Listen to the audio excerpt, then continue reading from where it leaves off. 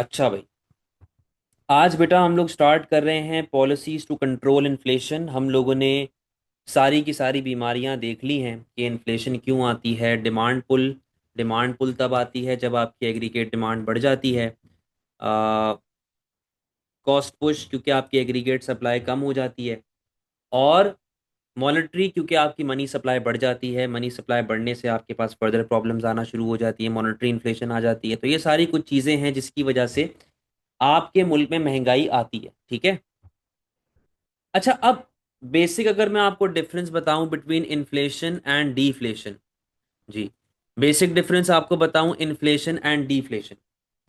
Inflation का मतलब आपको पता है कि जब भी आपकी प्राइस लेवल बढ़ती है, और डीफ्लेशन कब होता है, जब आपके पास प्राइस लेवल गिरना शुरू हो जाती है। यानी कि डीफ्लेशन जो होता है वो इन्फ्लेशन का एकदम ऑपोजिट होता है। ठीक है। डीफ्लेशन जो आपका होगा वो इन्फ्लेशन का एकदम ऑपोजिट केस चल रहा होता है कि डीफ्लेशन में आपके पास ओवरऑल प्राइसेस गिरना शुरू हो जाती हैं। अब देखो, जब आपके पास मुल्क में डीफ्लेशन आती है ना, तो वो दो तरीकों से आती है। या तो वो डीफ्लेशन आपके मुल्क के लिए अच्छी होगी, या तो वो आपके लिए बुरी होगी। जो डीफ्लेशन आपके लिए बुरी होती है उसको हम लोग कहते हैं बैड डीफ्लेशन। क्या बोलते हैं उसको? बैड डीफ्लेशन। और जो डीफ्लेशन आपके मुल्क के लिए अच्छी होती है उसको हम लोग कहते हैं गुड डीफ्लेशन। डीफ्लेशन का जनरल मतलब क्या होता है? डीफ्लेशन का मतलब होता है कि आपकी जो प्राइसेस हैं, जो आपकी प्राइस लेवल है, वो कंटिन्यूअसली फॉल हो रही होती है। ये आपकी डीफ्लेशन होती है। ठीक है, ये आपकी जनरल डीफ्लेशन होती है। अब सवाल ये है कि सर डीफ्लेशन गुड या बैड क्यों होती है, अब जरा समझिएगा। पहले तो मैं आपके सामने डायग्राम बना रहा हूं। यहां पे आ गई आपकी प्राइस लेवल, यहां पे आ गई आपके पास रियल जीडीपी। ठीक है। ये आ रही है एग्रीगेट डिमांड, ये आ रही है आपकी एग्रीगेट सप्लाई, SRAS और AD। अच्छा, ये बात मैंने आपको पहले भी बताई भी है कि SRAS की डायग्राम आप लोग 8 मार्क वाले में बनाते हो, और LRAS की डायग्राम 12 मार्क वाले में बनाते हो। ठीक है। प्राइस आ गई, और ये आपके पास जीडीपी का वाई आ गया। सही है। ये same diagram as it is copy paste में उधर कर रहा हूं। ठीक है जी। ये आपके पास हमने डिफ्लेशन के लिए इक्विलिब्रियम यहाँ पे सेट कर दिया है। बैड डिफ्लेशन कब आता है? देखो भाई, मैं कहता हूं फॉर एग्जाम्पल गवर्नमेंट ने डायरेक्ट टैक्सेस बढ़ा दिए। ठीक है। गवर्नमेंट ने डायरेक्ट टैक्सेस बढ़ा दिए। जब गवर्नमेंट डायरेक्ट टैक्सेस बढ़ाएगा तो उससे मेरे कंज्यूमर की इनकम पे क्या अफेक्ट आएगा? इनकम कम हो गई। जब मेरे कंज्यूमर की इनकम कम होगी तो ऑटोमेटिकली मेरे कंज्यूमर की स्पेंडिंग पे क्या अफेक्ट आएगा? स्पेंडिंग कम हो जाएगी। जब मेरे कंज्यूमर की स्पेंडिंग कम होगी यानी कि कंजम्पशन कम हो रही है। और जब आपकी कंजम्पशन कम होगी, इसका सीधा सीधा मतलब क्या है कि एग्रीगेट डिमांड कम हो रही है। आओ जरा एग्रीगेट डिमांड को कम करते हैं। एग्रीगेट डिमांड हमने कम कर दी भाई। हम आ गए AD से AD1, इक्विलिब्रियम ई से E1, इक्विलिब्रियम ई से E1। यहां पर देखो जरा, प्राइसेस क्या हो रही हैं? प्राइसेस क्या हो रही हैं? कम। यानी कि हमारे पास प्राइस लेवल कम हो गई। और जब हमारे पास प्राइस लेवल कम होगी तो डीफ्लेशन का तो मकसद अचीव हो गया। डीफ्लेशन की कहानी सीधी हो गई कि भाई हाँ, प्राइस लेवल कम हो रही है इसलिए हमारे पास मुल्क में डीफ्लेशन आ रही। लेकिन एट द सेम टाइम आपके जीडीपी पर क्या अफेक्ट आ रहा है? आपका जीडीपी लेवल गिर रहा है। आपकी प्राइस लेवल तो गिरी, but at the same time GDP क्या हो रहा है? गिर रहा है। और जब जीडीपी गिरेगा, यानी कि मुल्क में बिजनेस एक्टिविटी हल्की हो गई है, इकोनॉमिक एक्टिविटी हल्की हो गई है। लॉजिकल सी बात है कि आपके मुल्क में अनएम्प्लॉयमेंट पे क्या अफेक्ट पड़ेगा? आपके मुल्क में अनएम्प्लॉयमेंट बढ़ जाएगी। लॉजिकल सी बात है ना। आपके मुल्क में अनएम्प्लॉयमेंट क्या हो जाएगी? बढ़ जाएगी। यानी कि आपके पास प्राइस लेवल गिरी, बट अनएम्प्लॉयमेंट बढ़ गई। तो क्योंकि आपकी अनएम्प्लॉयमेंट बढ़ रही है, इसीलिए इसको हम लोग क्या बोलते हैं? Bad deflation. और अगर मैं इकोनॉमिक लाइफ साइकिल के हिसाब से देखूं, आप लोगों ने बिजनेस लाइफ साइकिल या इकोनॉमिक लाइफ साइकिल पढ़ा होगा। यहाँ पे डॉलर्स आ गए, यहाँ पे टाइम पीरियड आ गया। तो ये कैसे चलता है? ग्रोथ, बूम, रिसेशन और स्लंप। तो ये वाली जो कैटेगरी है ना हमारे पास रिसेशन की, ग्रोथ, बूम, रिसेशन और स्लम्प, हम लोग बेटा फिलहाल इस कैटेगरी पे बैठे हुए, रिसेशन पे। हम लोग किधर बैठे हुए हैं? रिसेशन पे। तभी आपके पास क्या आती है? Bad deflation. यहां तक बेटे बात क्लियर है? यहां तक बात क्लियर है?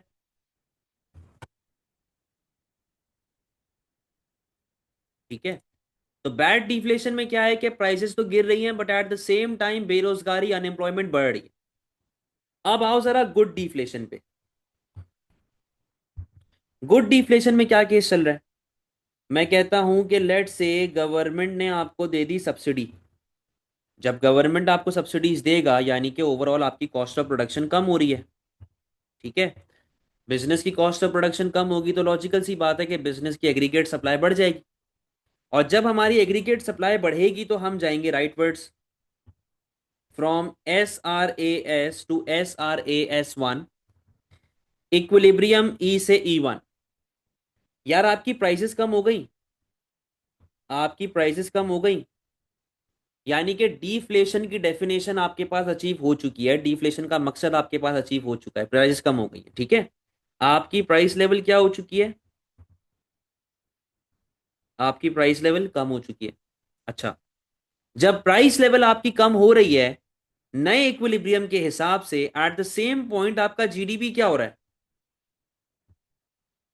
हमारा जीडीपी बढ़ रहा है। हमारा जीडीपी बढ़ रहा है। और जब हमारा जीडीपी बढ़ेगा इसका मतलब क्या है कि हमारी बिजनेस एक्टिविटी ग्रो कर रही है। हम लोग ग्रोथ स्टेज पे हैं।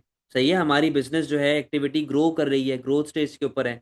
जीडीपी बढ़ रहा है, बिजनेसेस बढ़ रहे हैं, यानी कि मुल्क में बेरोजगारी पे क्या इफेक्ट आ रहा है बेटा? मुल्क में अनएम्प्लॉयमेंट आपकी गिर रही।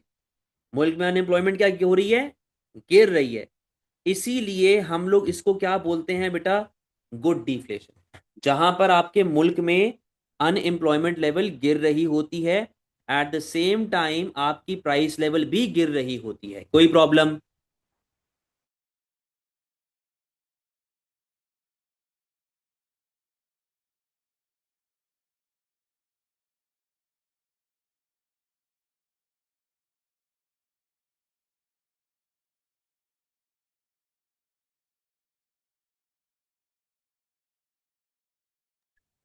खदीजा पूछ रही है sir, what causes direct tax to increase? Government बढ़ाती है। ये आगे जाके हम पॉलिसीज में सीखेंगे, गवर्नमेंट बढ़ाती है। ठीक है। तो आपके पास बैड डिफ्लेशन कब आती है? आपके पास बैड डिफ्लेशन याद रखना हमेशा तब आएगी when ever there is a fall in aggregate demand. जब भी एग्रीगेट डिमांड गिरे आपके पास बैड डिफ्लेशन आ रही होगी। और आपके पास गुड डिफ्लेशन कब आती है? Whenever there is an increase in aggregate supply. जब भी आपकी एग्रीगेट सप्लाई बढ़ती है आपके पास गुड डिफ्लेशन आ रही होती है। समझ गए बेटा? कोई परेशानी वाली बात?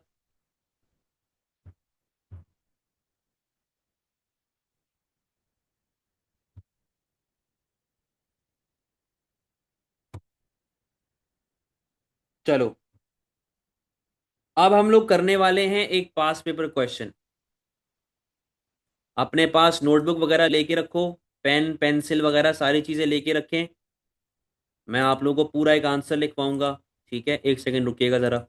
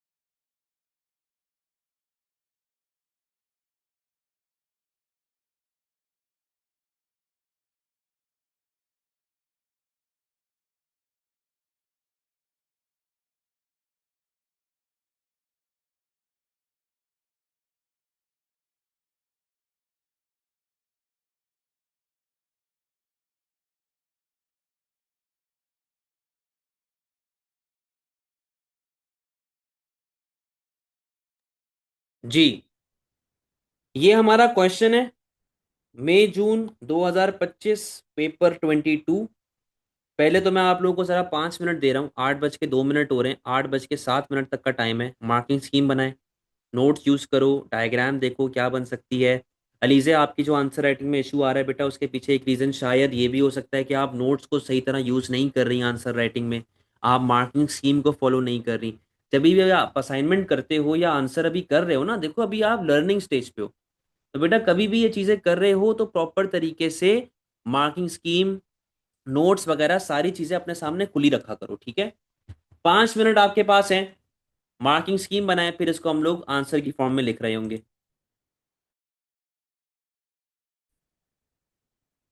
अच्छा बेटा, ये अभी रीसेंट क्वेश्चन है बिल्कुल, कि with the help of an ADAS diagram explain one demand side and one supply side cause of deflation, consider which is likely to be more damaging to an economy. अच्छा, कहता है कि मुझे ये बताओ कि आपके मुल्क में डायग्राम बना के, यहां पर डायग्राम क्योंकि उसने बोल दिया कि मुझे डायग्राम बना के दिखाएं, तो आपकी डायग्राम जो है वो नॉलेज का पार्ट बन गई है। डायग्राम जो है वो आपकी नॉलेज का पार्ट बन गई है, ये बात जहन में रखना, ठीक है। तो अगर आपकी डायग्राम नॉलेज का पार्ट बन गई है, यानी कि 2 मार्क आपको डायग्राम के मिलेंगे और 1 मार्क आपको डिफ्लेशन डिफाइन करने का मिलेगा, ठीक है। बट ये मत समझना कि यार डायग्राम के सिर्फ 2 ही मार्क मिल रहे हैं। रिमेनिंग मार्क डायग्राम के आपको मिलेंगे एनालिसिस में, यानी कि आपके AO2 में, एक्सप्लेनेशन आपकी AO2 में काउंट होगी। प्लस अगर डायग्राम गलत है, 0 मार्क्स है। ये बात जहन में रख लो, डायग्राम गलत है तो 0 mark. With the help of an ADAS diagram, explain one demand side and one supply side cause of deflation. Demand side आप बता सकते हैं कि डायरेक्ट टैक्सेस बढ़ गए, सप्लाई साइड आप बता सकते हैं कि गवर्नमेंट ने आपको सब्सिडीज दे दी हैं, ठीक है, कोई भी रीजन हो सकता है।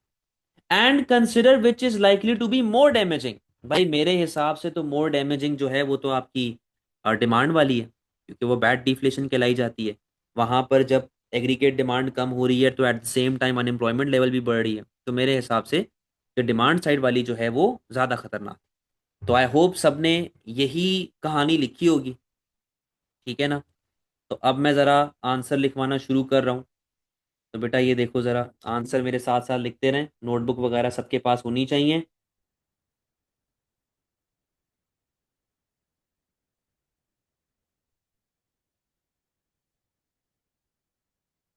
चलें जी, लिखना स्टार्ट करें।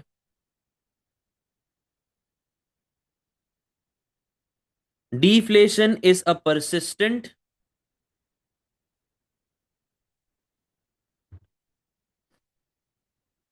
and sustained fall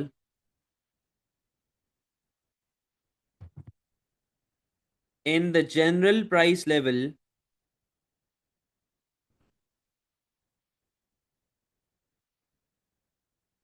in an economy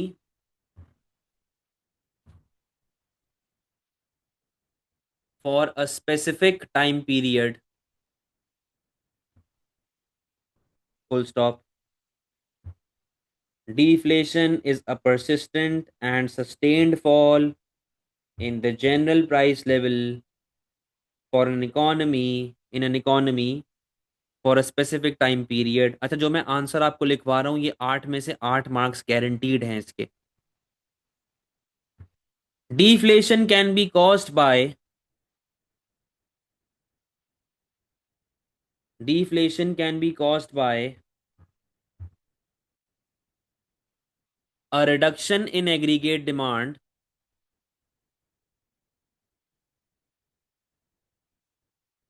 or an increase in aggregate supply। Full stop. यहां पर उसको रीजन बता दिया है कि डिफ्लेशन कब कब हो सकता है। जब आपके पास डिमांड या तो कम हो जाए या तो आपकी सप्लाई बढ़ जाए। अब ये दो डायग्राम्स हैं, ये दोनों डायग्राम्स को मैं कॉपी पेस्ट करूंगा, यही डायग्राम उठा लो, ये जो आप लोगों के पास यहाँ पर बनी हुई है, ठीक है। ये दो डायग्राम्स को मैं कॉपी पेस्ट कर रहा हूँ उधर।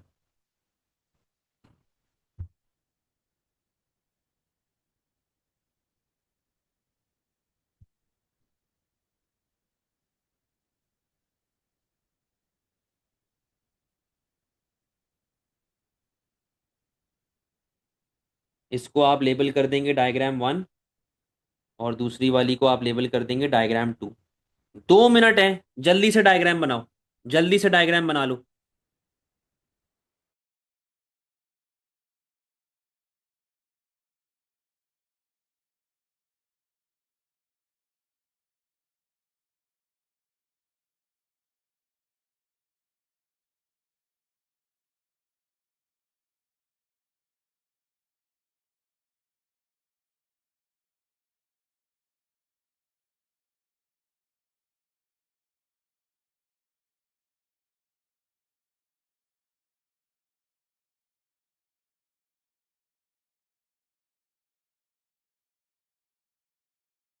जल्दी जल्दी डायग्राम बना ले बेटा।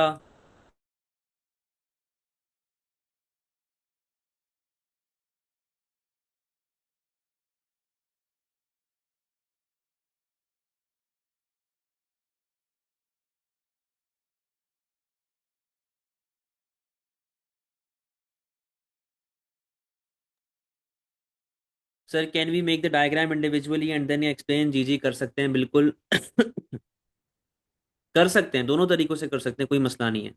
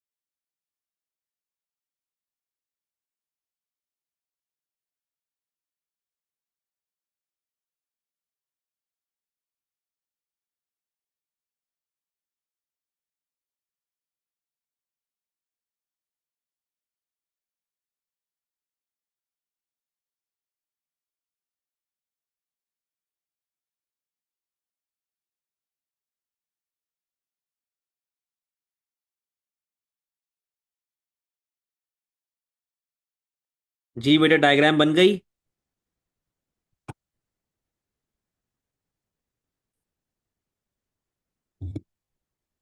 चलो अब बात को आगे बढ़ाएंगे।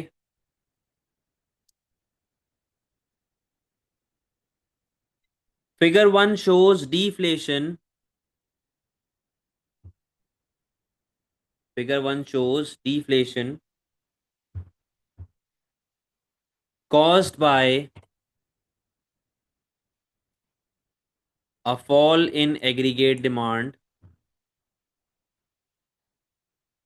comma, for example,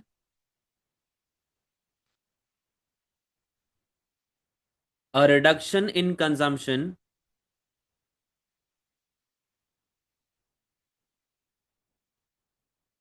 due to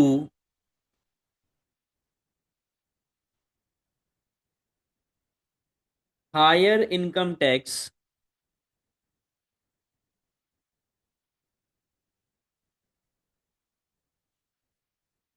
will decrease disposable income,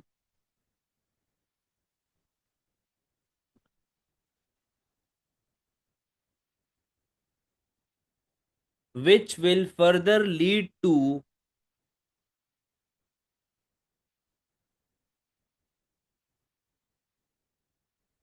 a fall in spending, full stop.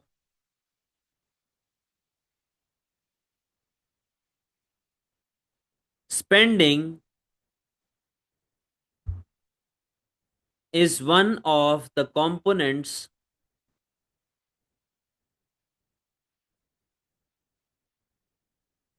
of aggregate demand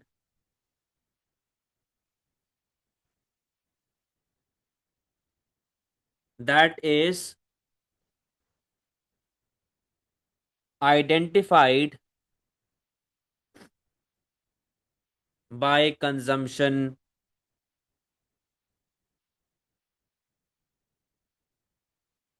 full stop.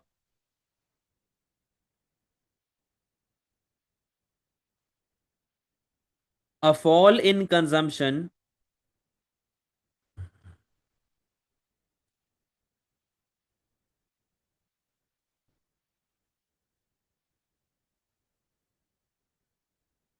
वालेकुम अस्सलाम बेटा, बहुत जल्दी आ गई आप। अच्छा, नेहा जान कह रही हैं कि सर हल्के हो जाएं। अच्छा जी, हल्के हो जाते हैं। अ फॉल इन कंजम्पशन, आगे।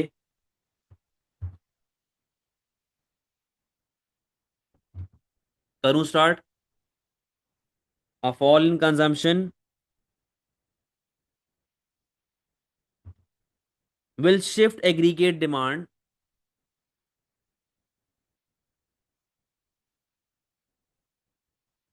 a fall in consumption will shift aggregate demand leftwards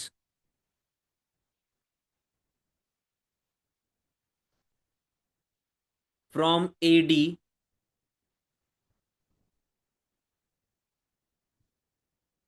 to AD1।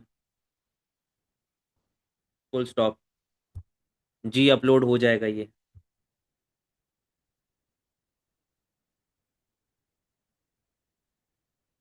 Reaching to a new equilibrium E1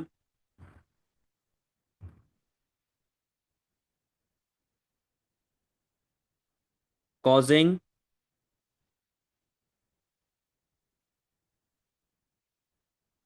real GDP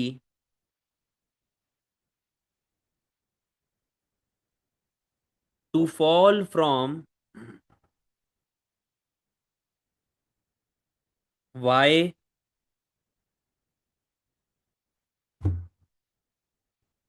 Y to Y1,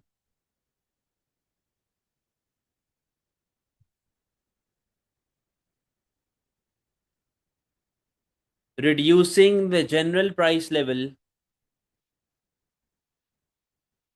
from P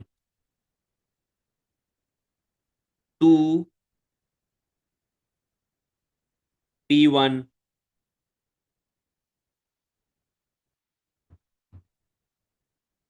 from P to P1।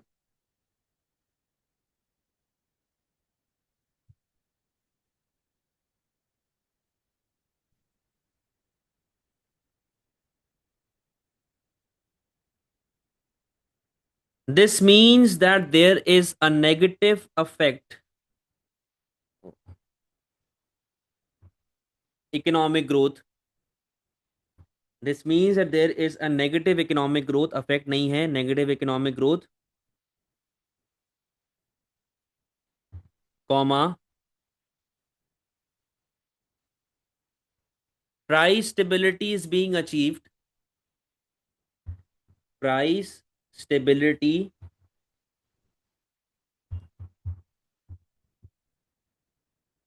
is being achieved, but fall in production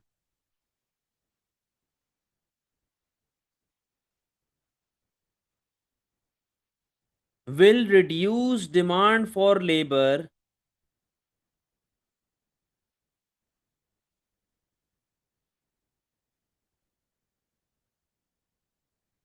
creating unemployment in economy।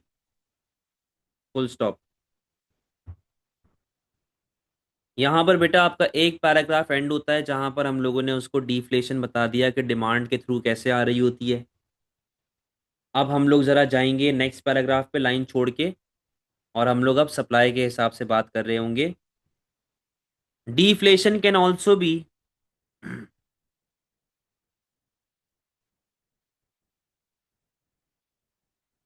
caused by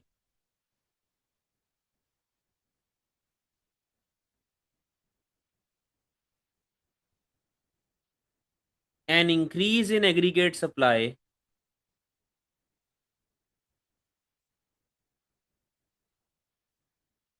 full stop. For example, subsidies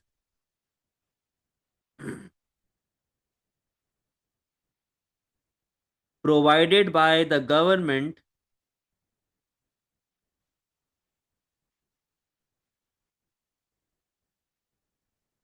will decrease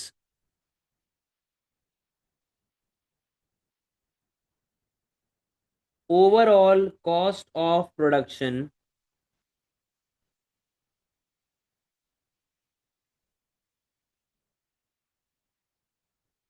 shifting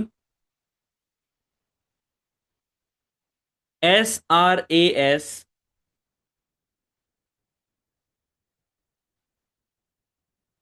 to the right as shown in figure 2. Full stop.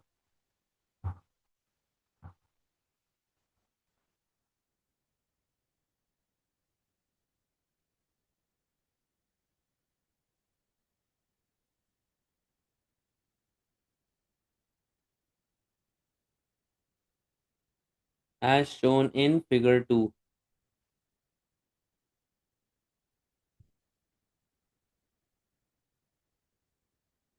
लिखेगा आगे.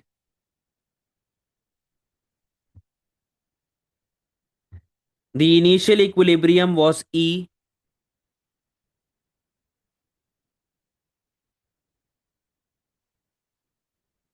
where the equilibrium real GDP, where the equilibrium real GDP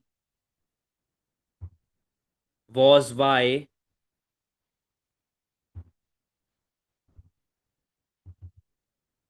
was Y,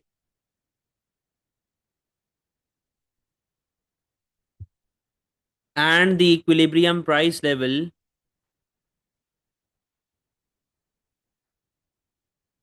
was P. Full stop.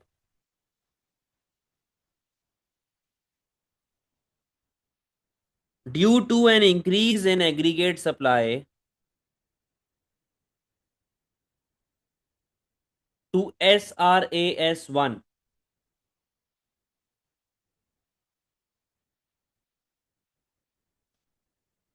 equilibrium will change to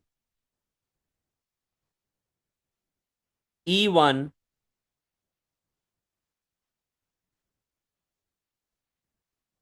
comma, real GDP will increase to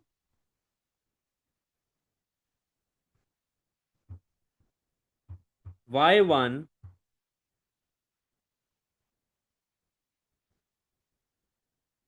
and the price level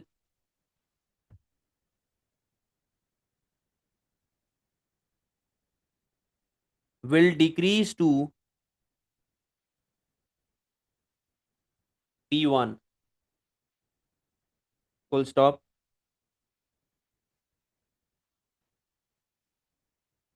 This increase in aggregate supply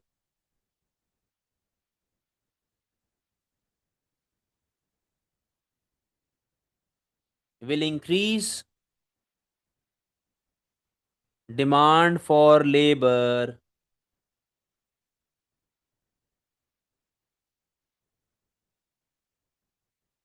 reducing unemployment,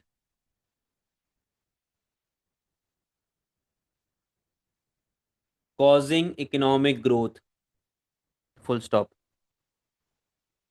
बेटा 6 mark आप लोगों के इधर done हो चुके हैं. ठीक है, 6 मार्क आप लोगों के इधर एकदम डन हो चुके हैं. हम लोगों ने एप्लीकेशन वगैरह सारी चीज़ें कर ली हैं. बस हमारा AO3 रह गया इवैल्यूएशन का. ज़रा उसके ऊपर भी बात कर लेते हैं. आइए ज़रा कंटिन्यू करते हैं. नेक्स्ट पैराग्राफ लाइन छोड़ेंगे आप लोग, और फिर आप लोग नए पैराग्राफ की तरफ जा रहे होंगे.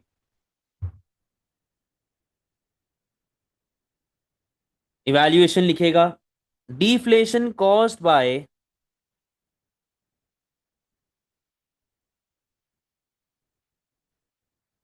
decrease in aggregate demand deflation caused by, जी, decrease in aggregate demand is more damaging, जी बेटा ऐसा ही है भैया, is more damaging because it will move the economy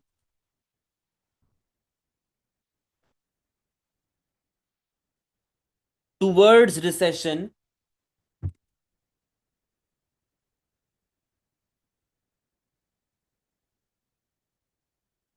and is considered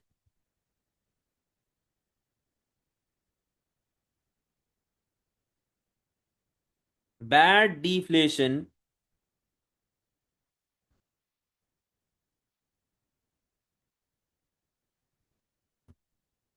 due to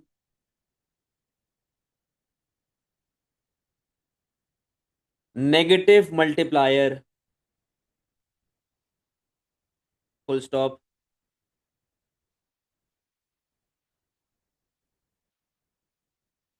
It will lead to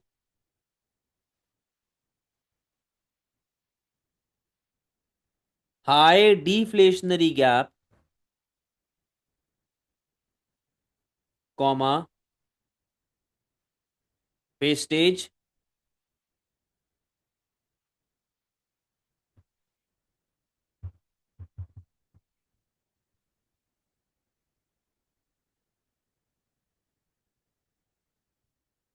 comma, inefficiency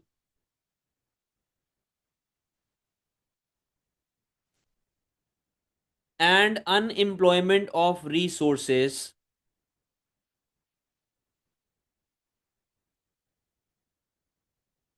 that will discourage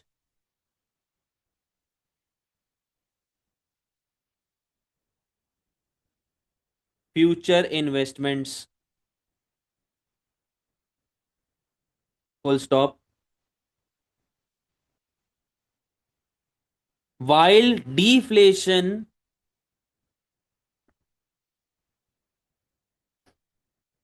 from increase in SRAS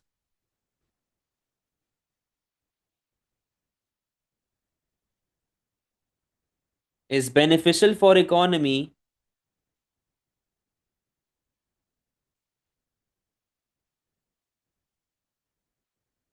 due to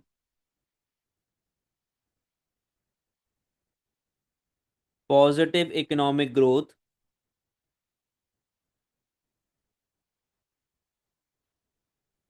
as there is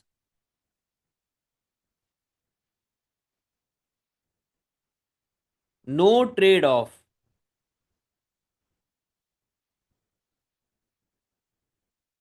between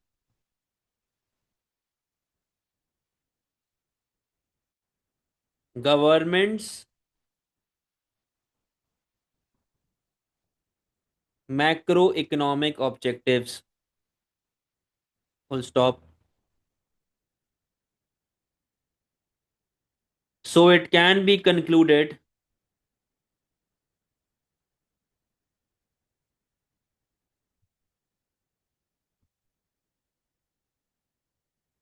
बताता हूँ trade off क्या है. So it can be concluded that deflation due to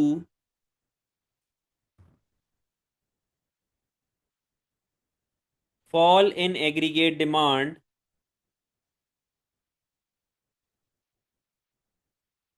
is more harmful, full stop. बेटा ये आपका पूरा 8 mark का answer and हो चुका है. ठीक है, यहाँ से स्टार्ट हुआ था, यहाँ पे खत्म हो रहा है. ट्रेड ऑफ ऐसे नेक्स्ट क्लास में हम डिटेल में करेंगे, बट मैं आपको जनरली बता देता हूँ. देखो, गवर्नमेंट के कुछ ऑब्जेक्टिव्स होते हैं कि प्राइस स्टेबिलिटी अचीव करनी है, अनएम्प्लॉयमेंट कम से कम रखनी है. फिलहाल इन दो के बारे में बात करता हूँ. प्राइस स्टेबिलिटी कम रखने का मतलब कि प्राइस स्टेबिलिटी रखने का मतलब कि प्राइसेस कम से कम रखनी है. तो प्राइस तो कम से कम हो रही है दोनों में, लेकिन जब सप्लाई बढ़ती है तो देखो जीडीपी बढ़ रहा है, यानी कि अनएम्प्लॉयमेंट कम हो रही है. तो इसका मतलब ये है कि दोनों ऑब्जेक्टिव अचीव हो रहे हैं।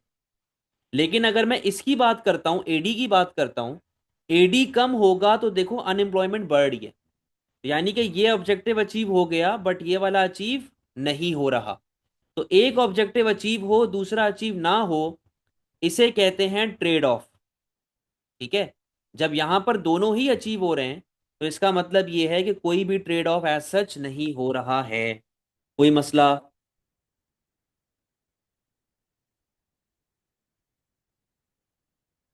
समझ गए बात को? जी अभी हाँ।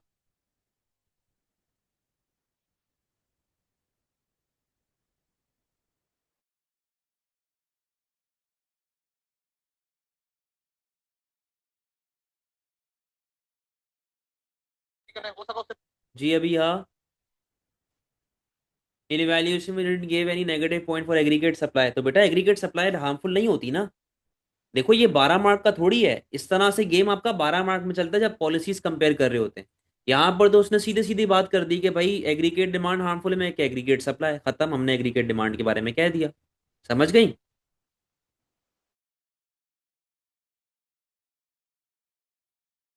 चले जी, क्लास ऑफ करें, अल्लाह हाफिज।